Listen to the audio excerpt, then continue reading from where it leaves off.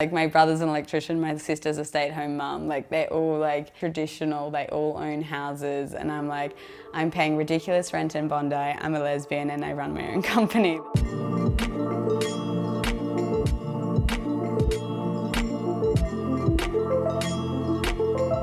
Hi, I'm Kaylene. I'm a business coach, author and a podcast host. So you're in Nambour, which is kind of like the inner suburb of the Sunshine Coast. I went to church, I skateboarded, I made swings in trees, played sport, and I went to school and I had a part-time job. It was a very simple life.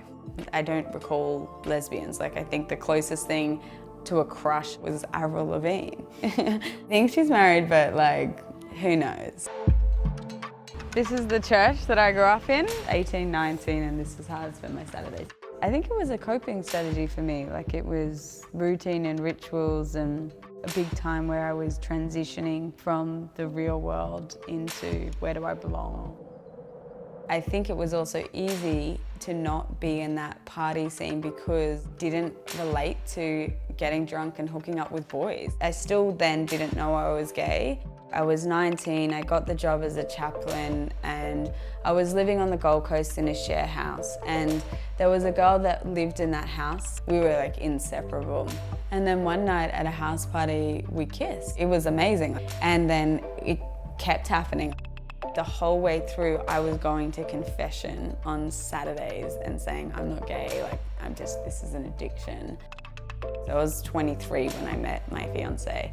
Because she was so normal with it, she challenged me to be normal and say, actually, you don't have to hide this, and if I'm gonna be with you, then you can't hide it. And so I wrote an email to all of my best friends, who were mostly in the church, and my family, and said, I've fallen in love with someone, I still love God, but it happens to be a woman.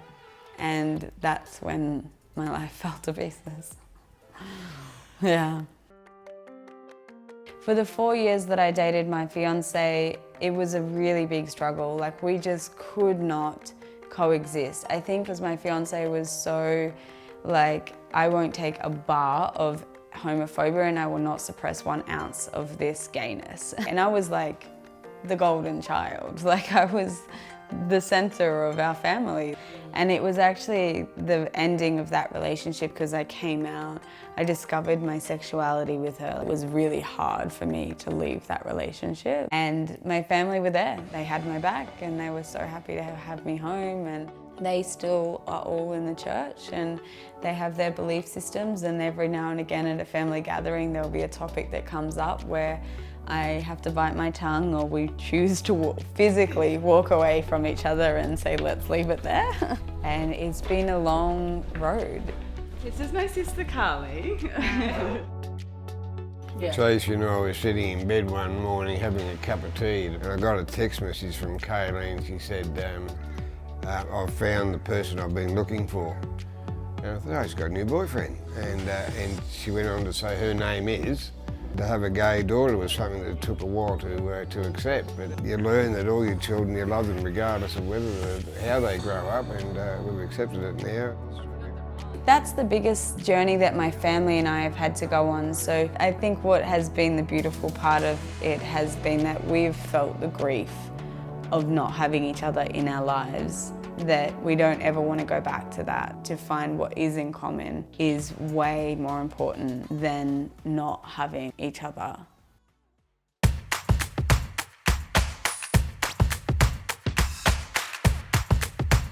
Having a Pride event in Nambour is totally bizarre, but also amazing. It's an opportunity, I think, to bring everyone out of the woodworks and showcase that the community is here.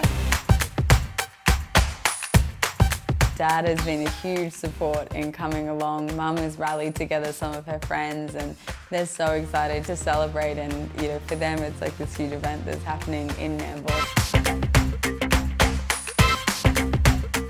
To be who you are and to be accepted, and there's no judgment. Yeah, tonight's a night for that. This is my most important guest tonight because it means so much to me that you're here. And your sister shows up, it's like, all right, it's good, I'm gonna be okay. And we've done a few parties together over the years, nothing quite like this.